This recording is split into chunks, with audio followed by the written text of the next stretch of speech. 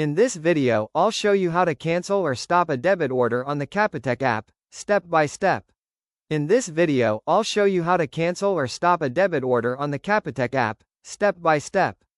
On the home screen, tap the Transact button at the bottom. Next, tap on Debit Orders to see all your active, authorized, or unauthorized debit orders. Select the merchant or debit order you want to cancel from the list. Tap on the debit order, then select Stop or Cancel. Follow the on-screen prompts to confirm. If the debit order was not authorized, tap Dispute instead. This allows you to reverse the funds directly in the app. Always stop debit orders at least 3 business days before the scheduled date. If the debit order keeps coming back, you may need to visit a Capitec branch to permanently block the merchant. And that's how to cancel a debit order on the Capitec app. Thanks for watching.